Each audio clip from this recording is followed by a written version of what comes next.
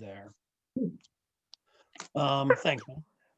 A reminder, just of the kind of the structure. We've got, last week was the introduction and the overview. This week, we're going to talk about life and ministry of Jesus. Next week, death and resurrection. So we're going to look at the first 10 chapters today. And a reminder for SOV folks, please save these dates. After we wrap this up, the next week will be the council forum to prepare for our annual meeting the week after that, which of course will be on Zoom as we continue with our plague. So, impressions and questions. What stood out to you in these first 10 chapters? And what, if any, devotional insights did you have? I left you with a bunch of questions at the end last week. So out of all of that, what's been ruminating and kicking around in you after reading those first 10 chapters? One of the things also, beside the demons recognizing Jesus, was Jesus was very secretive. Everything he did, his miracles, he didn't want anyone to tell. Right. Took his disciples aside and told them not to say anything. Right. And yet they all did. They all had to run out and tell. But isn't that Yes. kind of he didn't want him to tell because the miracle distracted from his mission, his message. So don't tell, but they did. So his message still kind of got spread. It was Right. That was the only thing I could figure out. And I think it's a little deeper than reverse psychology, right? It's the mystery. Yeah. But yes, yeah, that's a big thing. Don't tell. And when does he get really, really strident about don't say anything to anyone? Do you remember? When he sternly ordered them to tell no one. Mhm. You remember when that was? Seemed like it was old. Transfiguration. Yes. It was near the end when he was talking about what would happen, that he would die. Yeah. So when Jesus says that you are the Messiah, and at the Transfiguration, when it becomes very, very clear who Jesus is, that's when he says, zip it, say nothing to anyone. Well, even the disciples didn't understand half of what he said. Right. So I always thought maybe that he didn't want them to talk. What is this? Grandma's gonna. He didn't want them to talk about it because he knew they wouldn't understand and they would. Oh, Sorry, Marie. I'm going to have to leave. I'm sorry. That's all right. Bye. Okay. Bye. Goodbye. Okay, Marie. I may have lost it, but where were we? The disciples didn't understand. yeah, even the disciples didn't understand half of what he was doing. And I think if they'd have focused only on the miracles, they would have been more confused. And I think I always thought that's why Jesus didn't want them to talk about that. Yeah. They will get the story wrong. But looking at it afterwards, it'd be easier to explain or to understand. Yeah. Well, and they don't know the whole picture yet, Well, right? that- No. Messiah, Peter identifies him correctly as the Messiah, but Peter has no clue what that means. He goes on to say, don't let this happen, right? Right. What they were expecting in a What's Messiah. that? It's not what they were expecting in a Messiah. They were looking for a new King David. Right. Right. So yeah, Peter goes from identifying the Messiah to Satan in Warp speed. Mhm. What else did you notice? Well, I've always been puzzled when it says their hearts were hardened. Did God not want them to see this? I mean, is that same thing I just said earlier? Yeah. That has always puzzled me too. The echo I hear in that is Pharaoh, Right. But right? You know, Pharaoh's heart was hardened. But it seems to me like the whole point was to know Jesus. Why would some not be able to understand and others be able to understand? Well, and who hardened the heart? Was it God? Was it somebody else? Did they That's harden what I themselves? Did they just bad diet? I mean, what hardened the heart? But I do think there is an echo with Pharaoh in terms of Pharaoh had a very clear idea of what God was supposed to be and acted like it because he was God of Egypt, and this other upstart God trying to take away his slaves. His heart was hardened to the real God.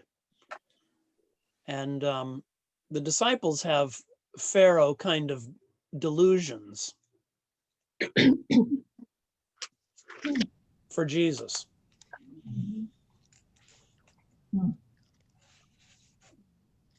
What else? Good stuff. Danielle. In chapter 9, when he cast the demon out of the boy, all the disciples say to him, "How come we couldn't do this?" Mhm. And he says, "This kind can come out only through prayer." And is he saying the disciples weren't praying correctly, or weren't praying enough, or weren't praying at all, Or didn't believe what they were praying? or didn't believe what they were praying? Yeah. Good question. I think the way I read it is this is one of those nasty ones that only God can expel. Mm, You're trying to do it on your own. It's not going to work. right. Which is a great reminder to the church, right? We get so busy with the important errands and chores that we have to do for God and the people we have to save, we sort of forget to check in. Right, right. And then I also tried to pay close attention to the story of the Gentile woman and the crumbs. Uh-huh. I always love stories of the brave and strong women of the Bible. And I know that for her to even speak to him would have been brave and kind of controversial. Yep. I thought that was an interesting story. Mm-hmm. But I've never understood his answer. Why would he call her a dog? Because isn't he kind of making the difference between Jews and Gentiles there? Yes. Yeah. It was a corner for the dogs. It was a term at the time. She's saying, you know, I always think of like a mom that would lift a car off her child. You know, moms will do amazing things for their own children if they're in peril. And I see her saying, like, speaking up to this revered man and saying, I'm here for my share. I need it for my child. Yeah. Yeah. But that's I'll be back. so Okay. important for us that we can stand up to God, even though, Yes. you know, in a way, and assert, you know, provide for me as a plea more than yeah. Right. She's not afraid to ask for what she wants. Right. And And she's it says- saying that even the Gentiles get the crumbs. Yeah. And there's more than enough to go around. Yes. which is a Yes. lesson that comes again and again in this. Yeah. Yes. Yeah. Yes. And you notice those two feedings, it is the feeding of the 5,000, the feeding of the 4,000 are on either side of this story. Yeah. Right. Well, So and then it she is- gets into the idea of wealth and Mhm, and mhm. people who might be hoarding things and how, yeah. I think that is an absolutely pivotal story. Not just because it is a strong, heroic woman, but she teaches Jesus here.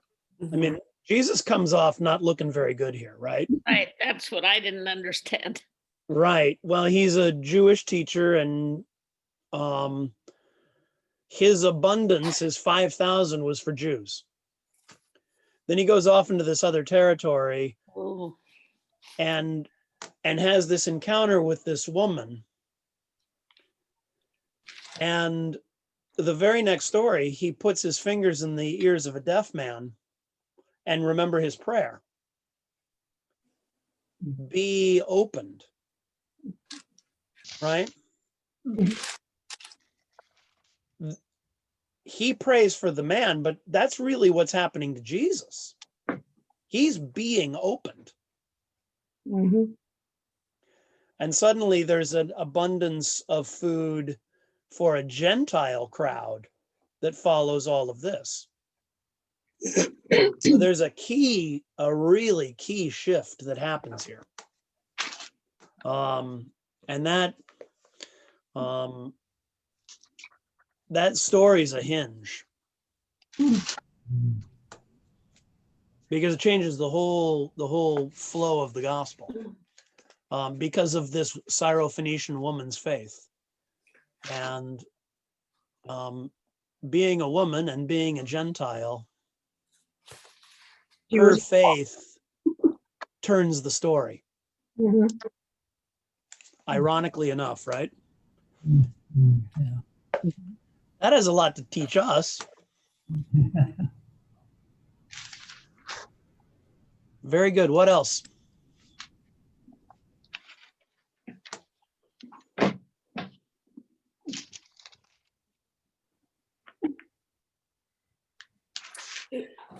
I think he makes the case that children are sort of natural theologians and Yep. naturally open to his teachings in a way that adults maybe are too cynical or too hardened to truly listen. Yep. And I'm sure Mrs. Brower and some of the other teachers in the crowd would agree.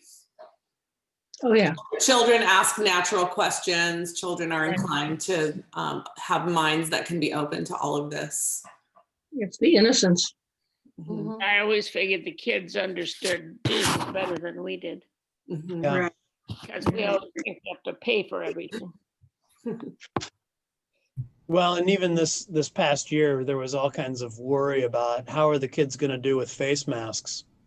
And our experience at Shepherd was 100 times better than the adults are. Yeah. It's true. Mm-hmm. Oh, this is going to help my friends. Okay, Right. no problem. Yep. I don't even get out of the car without my granddaughter saying, don't forget to put your face mask on. I mean, because we as adults are so used to not doing it, but it's become like the seat belt. They just know that this is part of life. Yeah. Mhm. All right, And last then part. of course that goes into the whole section that I was talking about earlier about wealth and Yep. And I look at it as not even necessarily wealth, but hoarding. Like you have to share. Mm-hmm. Yeah. Yes.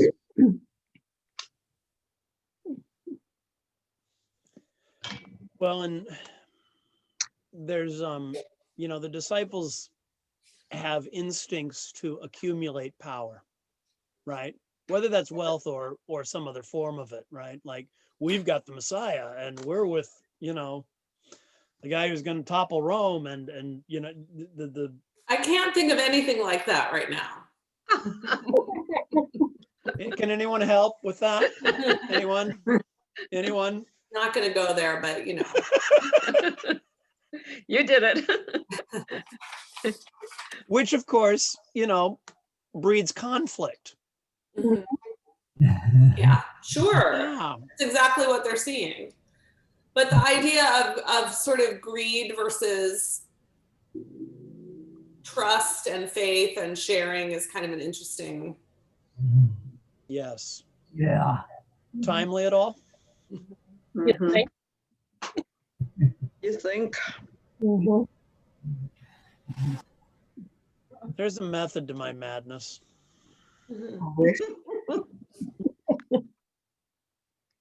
So let's take a look here.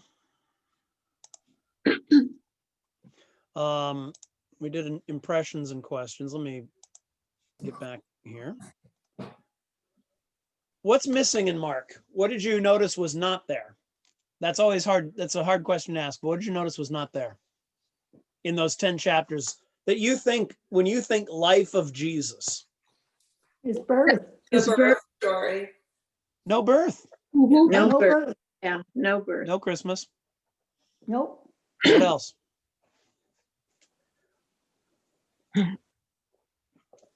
Um, No wedding at Cana. No wedding at Cana.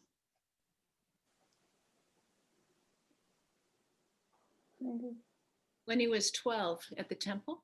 Yeah, that's not there. Right. his whole childhood. What's that? His whole childhood. His whole childhood. Yeah. Of course, there isn't much of that anywhere, is there? There's not a lot, but there's There's there's a little bit.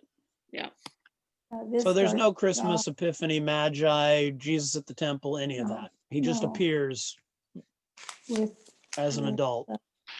with John the Baptist. And it's like you're off to the races. I mean, in John, you know, there's all setting everything up and all, but here it's just like wham, bam. Mhm. That's what I had down. I just 2 words. It's cryptic and it's dense. Yes. Mhm. Oh, A lot of emphasis. Very good. Very good, Carol.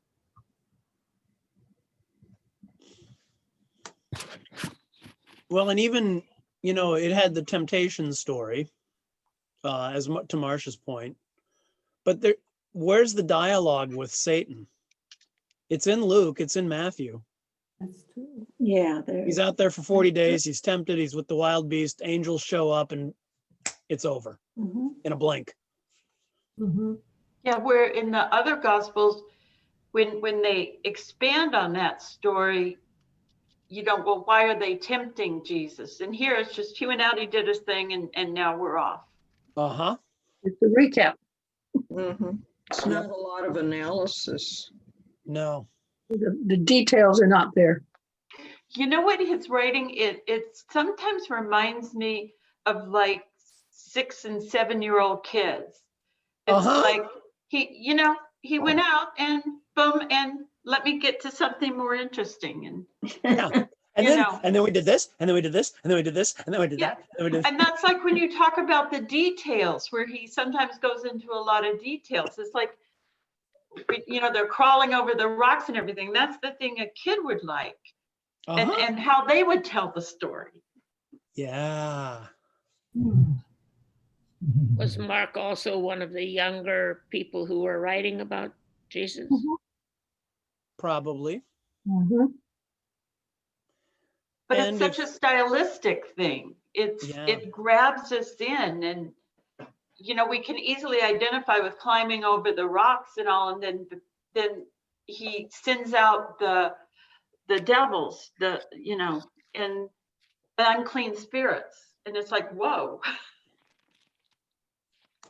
It makes you pause to think. Yeah.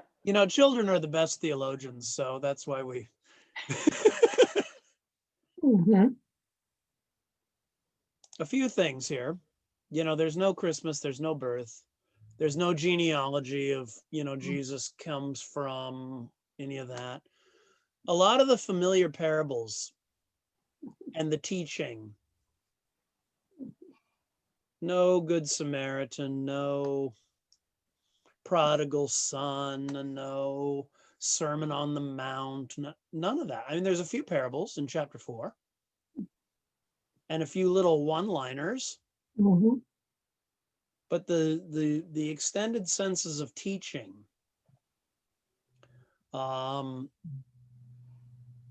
he's an authoritative teacher, but we don't know what he says. And there's nothing about the church. So when in Matthew, when Peter identifies him as the Messiah, Jesus says, "Blessed are you, Simon, son of Jonah, because flesh and blood has not revealed this to you, but my Father in heaven. And I tell you, I'm going to build my church on this rock." And and the establishment of a community, that's not here. Peter says, "You are the Messiah," and Jesus says, "Shut up." And that's it. I want to take a look at Mark chapter 6. I mean, there's so much in here, but we've only got so much time. And I want to take a big sort of airplane view of Mark chapter 6. Notice the brilliance in the way that Mark structures things. His story here. So it begins with Jesus goes to his hometown and is rejected, right?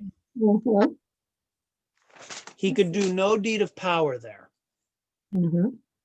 because of their unbelief, which amazed him.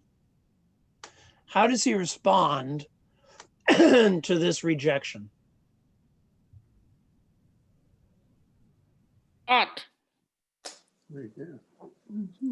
What's his next move? It moves on. Calling the disciples. Just laid hands on On to them. other villages. Yeah. And how did that go?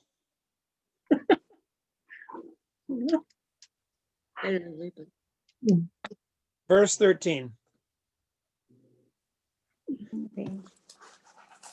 Cast out demons and anointed with oil many who were sick, and he cured them. Yeah. It was well received. Yeah. So Jesus is rejected and can't do anything. Turns around, sends his disciples out on a mission, his disciples who have been bumbling throughout the entire gospel and can't get anything right.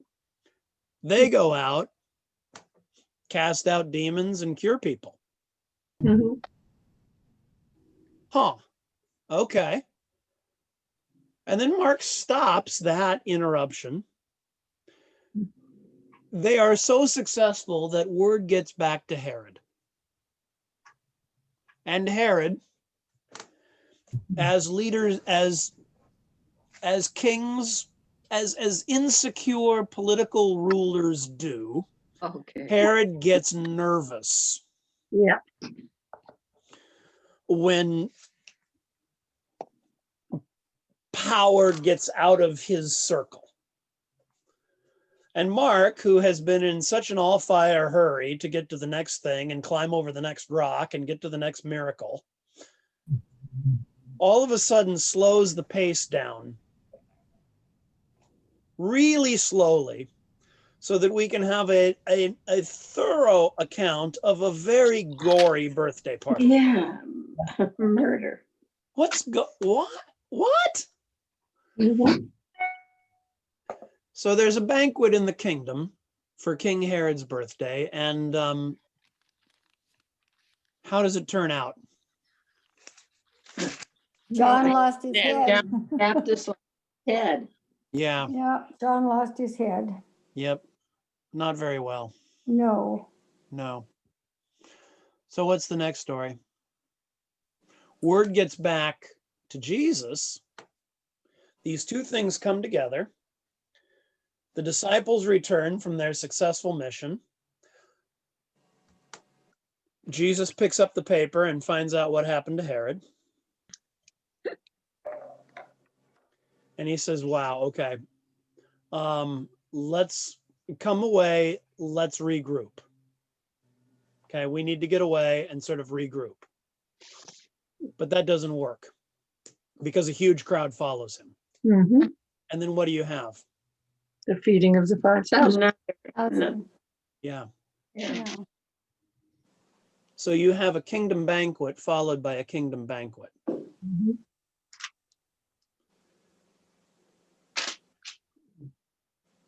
How many people lose their heads at the second one? Nobody. Nobody. Who's there? 5,000 people that Yeah. just want to hear Jesus. Is there anybody on the guest list for both of them? I don't think so. I doubt it. No. Nope. So one's a birthday banquet for the king and the palace elite, and there's mountains of food, and somebody loses a head. And presumably nobody's really hungry after that. And a lot goes to I waste. don't know. They were pretty gross. Followed by the picture of 5,000 of a motley of a mob out on a hillside with 5 loaves, 2 fish, and a whole lot of hunger. That turns into everyone being satisfied, and there's leftovers. Leftover. Mhm. Okay. Which kingdom would you like to be a part of? The second. The second one.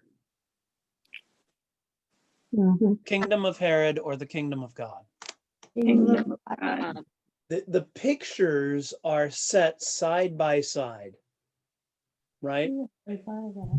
Mark Yeah. shows you the response to what the way Herod is administering his kingdom.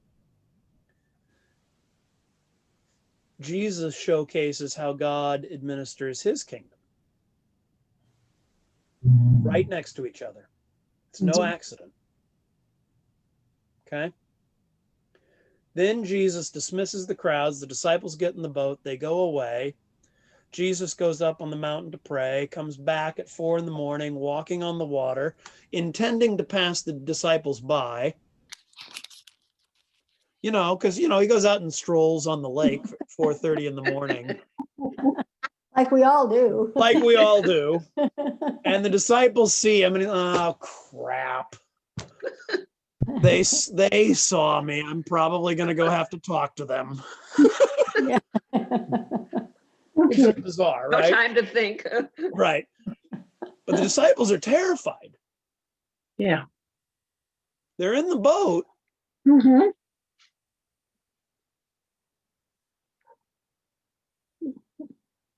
Take heart, it is I, do not be afraid. Then he got into the boat with them, and the wind ceased, and they were utterly astounded, for they did not understand about the loaves. And their hearts were hardened. And their hearts were hardened. So the disciples, right after this kingdom banquet, the feeding of the 5,000, kind of missed the boat, right? They're in the boat, but they missed the boat. Mhm. They get to the other side, and all these strangers come up.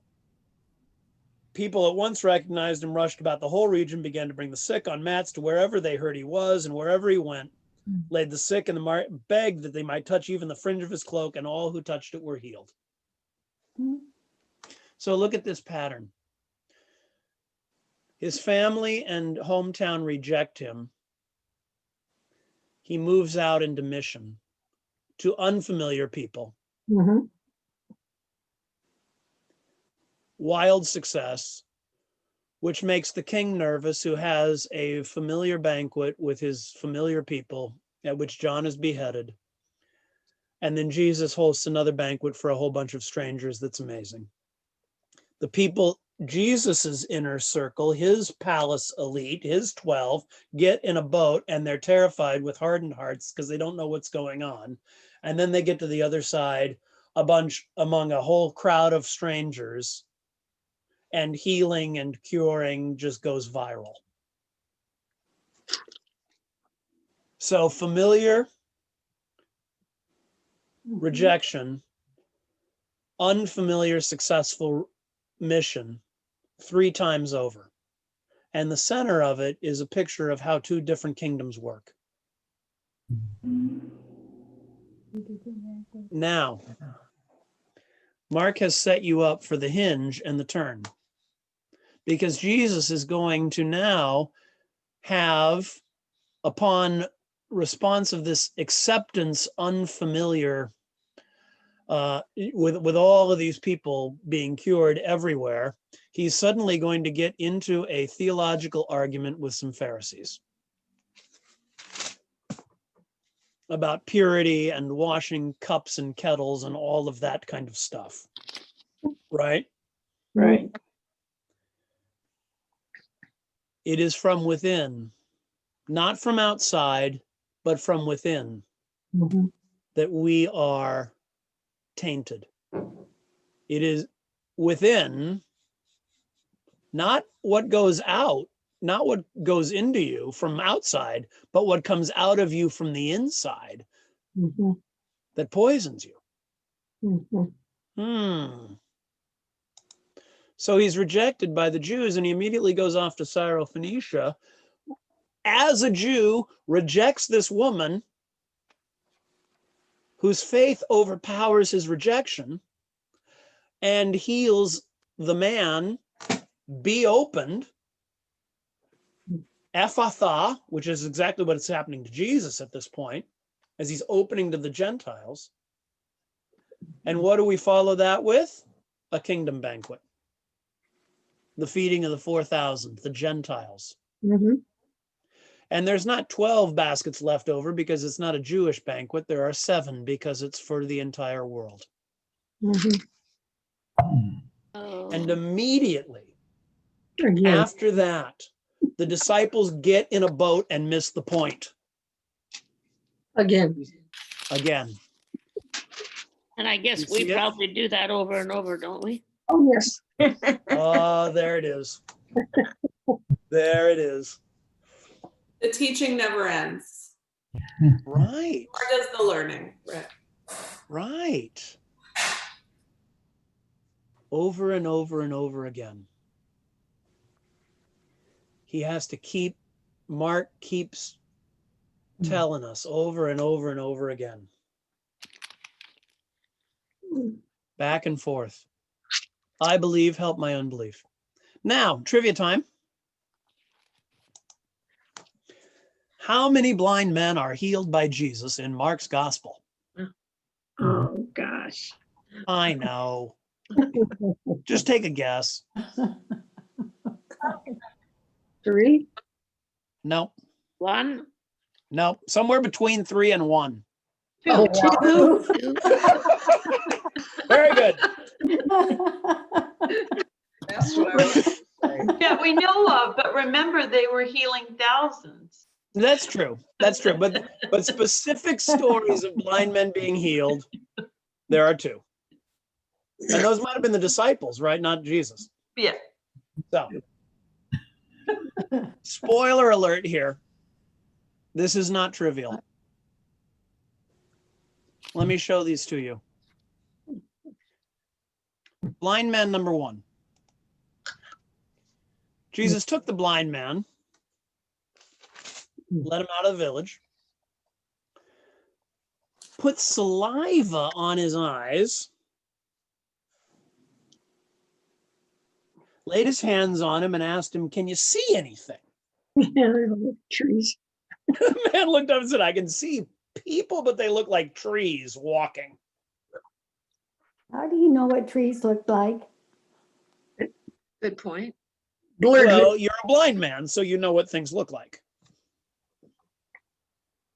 Right? No, maybe not. No. You might have felt them. Or maybe he could see when he was very little.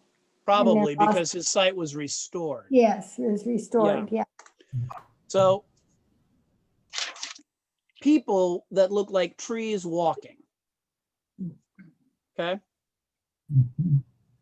Then Jesus laid his hands on his eyes again, and he looked intently, and his sight was restored, and he saw everything clearly.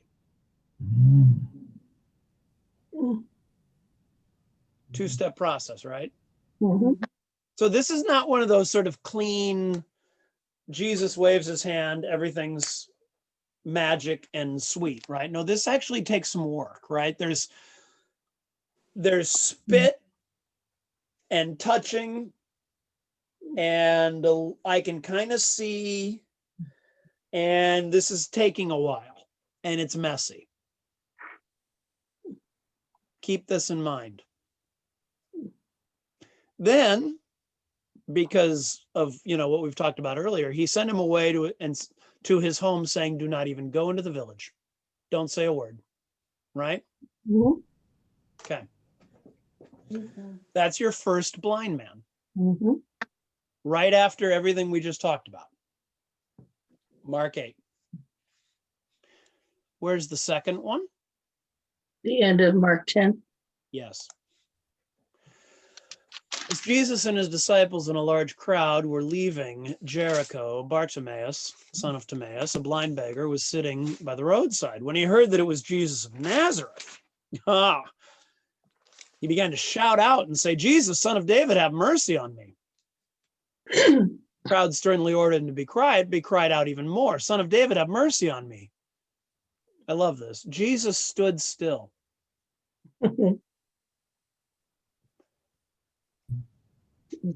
Stopped everything. Stood still. If you're going to deal with a blind man and you want the blind man to follow you or find you, don't move. And said, "Bring him here." Then Jesus said to him, "What do you want me to do for you?" The blind man said to him, "My teacher, let me see again." Jesus said to him, "Go, your faith has made you well." Immediately he regained his sight and went back home. No. Nope. Followed him. Followed him down. Followed him on the way.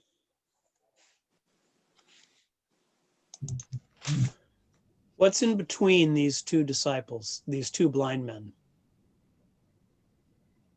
Lessons in discipleship. The two blind men, as a seminary professor of mine once said, they're like two blinking red lights.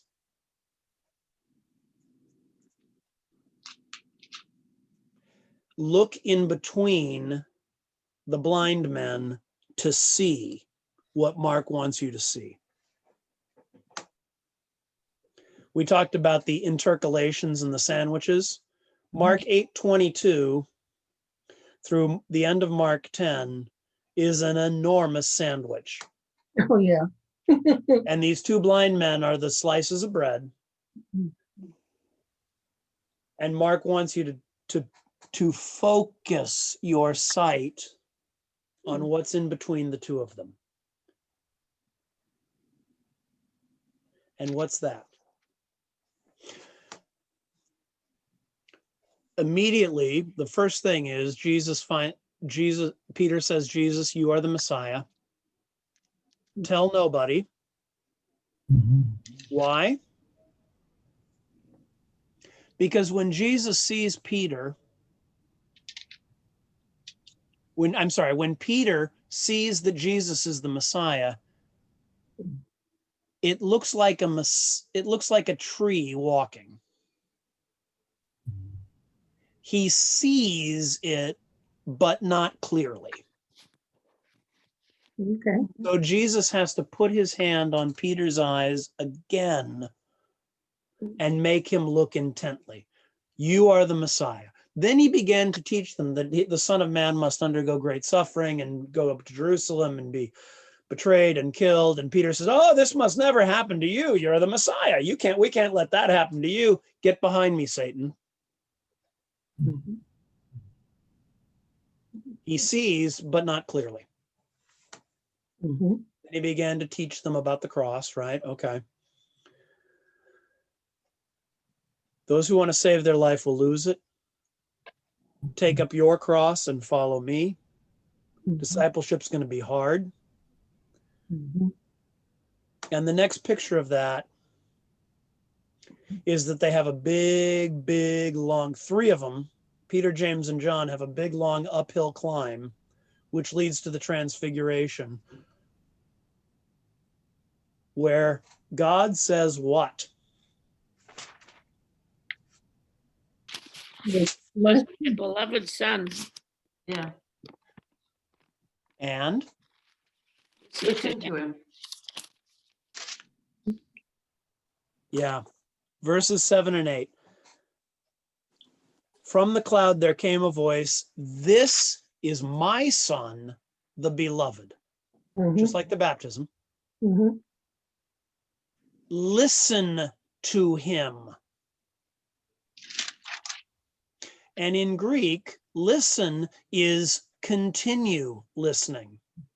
Keep listening. Not listen once. Keep listening to him. It was said repeatedly, let him who has ears hear. Yes. Yes. Keep listening to him. And then a great line. Suddenly, when they looked around, they saw no one with them anymore. But only Jesus. So you just picture that, right? Like Peter, James, and John, who have been listening to Jesus say terrible, horrible things that they don't want to hear, go up on the mountain, and God says, keep listening to him, and they look around. Who? Moses is gone, Elijah's gone. It's only Jesus. Same old, same old. Keep listening to him. Who? Oh, him. Just imagine what that must have felt like. Yeah. Can't. It's so human. I mean, it's so human. As they were coming down the mountain, he ordered them to tell no one about what they had seen until when? Until he rose from the dead. Yes. There's your clue. They- Why not say anything? Because they didn't understand what it meant. They don't understand yet. Don't go talking about what you've seen when all you've seen are trees walking. Right. You've got more to learn first. They go down the mountain, encounter the boy with the demon, the father who says, "Lord, I believe, help my unbelief." This kind can only come out with prayer. And immediately Jesus, right after that, he tells them again, "I got to go die." They change the subject. They did not understand what he was saying and were afraid to ask him. When they came to Capernaum, he was in the house. He asked them, "What were you arguing about on the way?" There he They were goes. silent because they'd been arguing with each other about which one of them was the greatest. Because, That's what you do. that's what you do. That's what we do. That's what we do. The leader is talking about, "I've got to go die." Nobody wants to hear it. So let's change the subject to which one of us is the greatest. It's so human. Sits them all down and puts in their midst a child. Takes it in his arms. "Welcome this, you welcome me."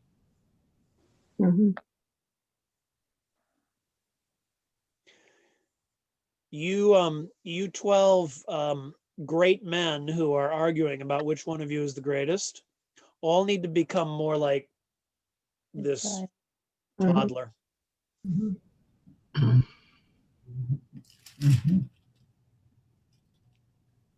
For all the reasons Danielle has well articulated. There's another exorcist who is doing things in Jesus' name without the disciples' approval, and it's working. What do we do about that? We tried to stop him because he's not one of us.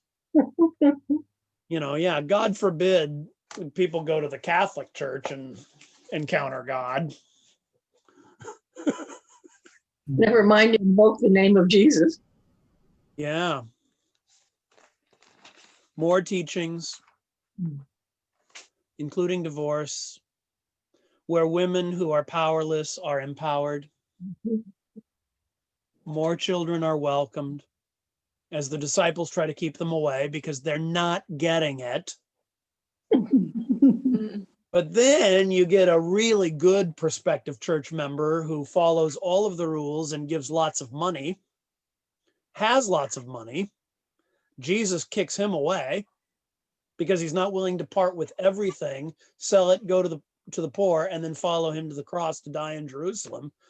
And Peter's mouth just hangs open like,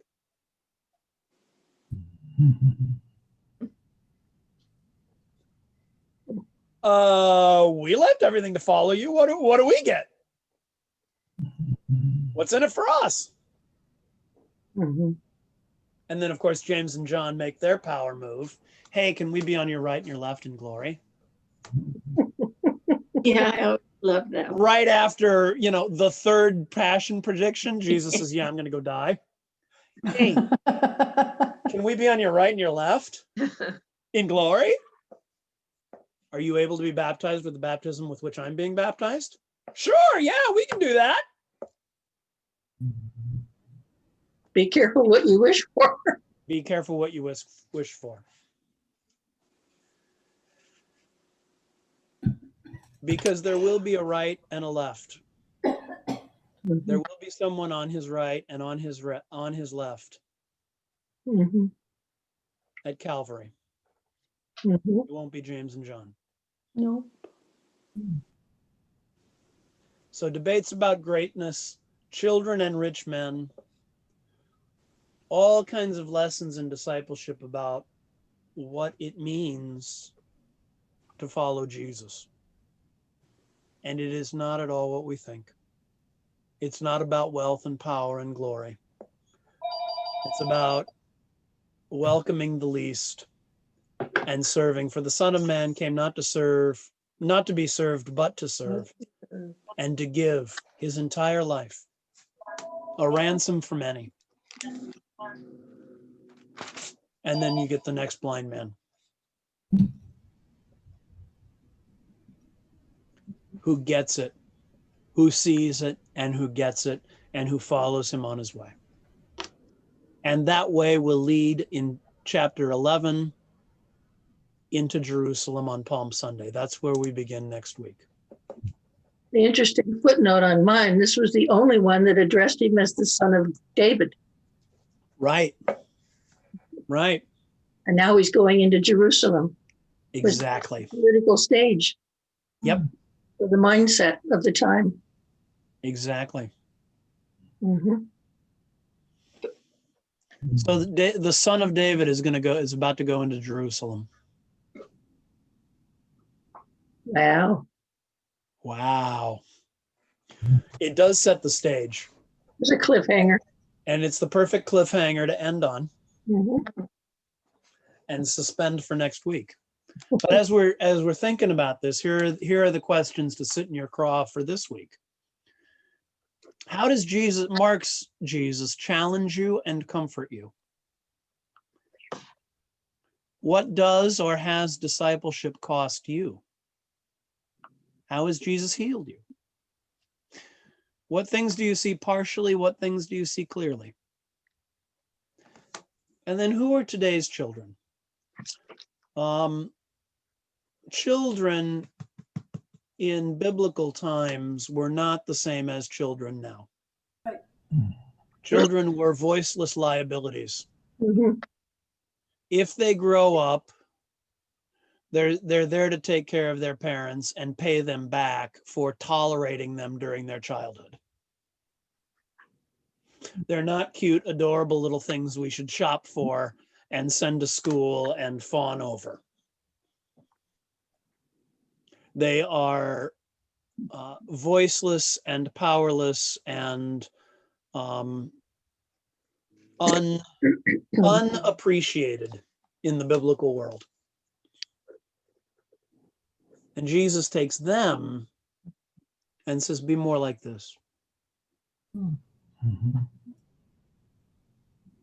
Be more vulnerable, be more powerless, be more open, be more needy. Who are the children today that the people of Jesus should be blessing? Questions to think about and welcoming. So now read the rest of Mark in one sitting, and I have a specific request for you. Chapter 16. When you get to chapter 16, stop at verse 8. There's a shorter ending to the Gospel of Mark, and then there's a longer ending to the Gospel of Mark, and we'll talk about why next week. Do me a favor and stop with the shorter ending. Don't read the last part. See if you can do it. Hold off. Stop at verse 8. Gonna ask. And then again, jot down your notes and stuff. What's that, Henry? I was gonna ask if that was a challenge. It is a challenge. Reverse psychology. Maybe. Tell anybody. So you're telling us. Maybe. And he sternly ordered them not to read it. So you know we all will. That's kind of forbidden fruit. Gotta check it out. Let me read that first. Read the last first, yeah, out of book.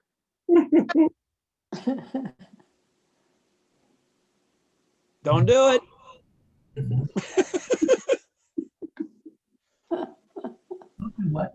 Don't. Well, thanks, everybody. Thank you. Last thoughts, questions, anything?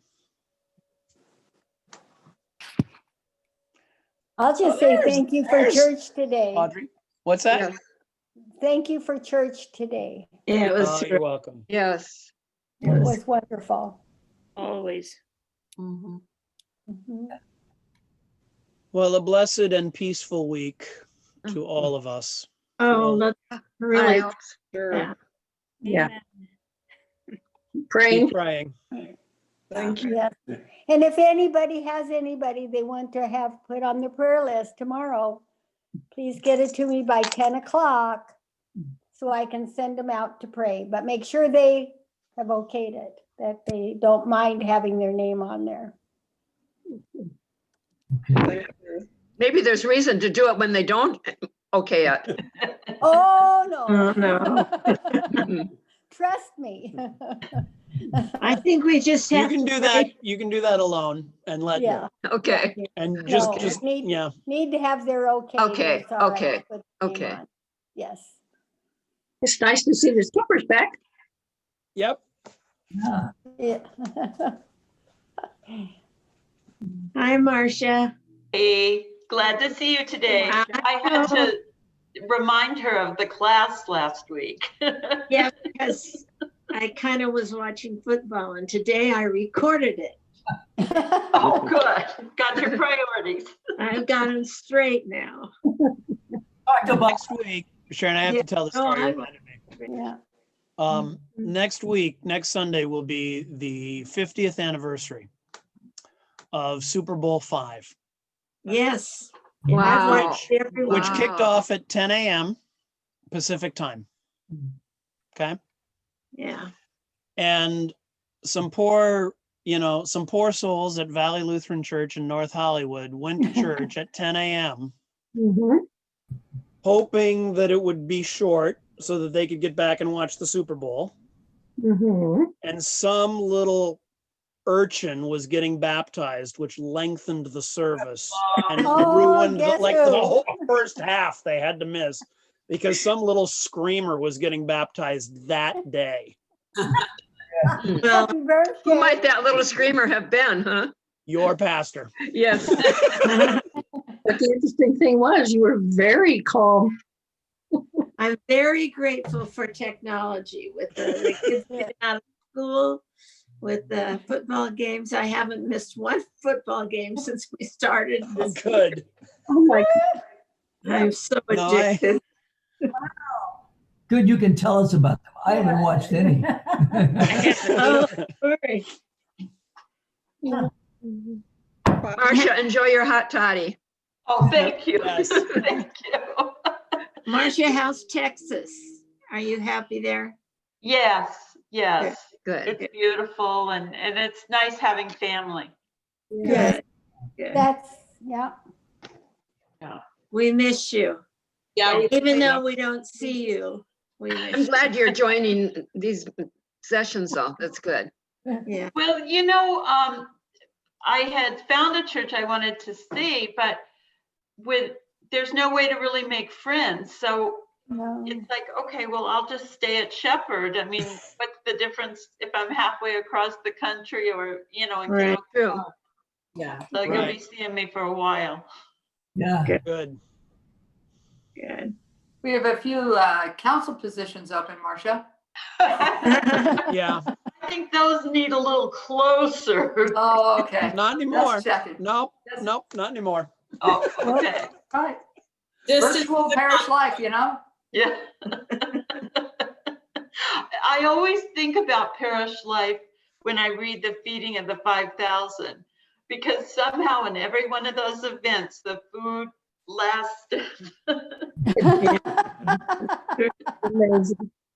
Mhm. Marcia, speaking of food, I have a car full that I'm driving over to Central Lutheran tomorrow. So Oh, good.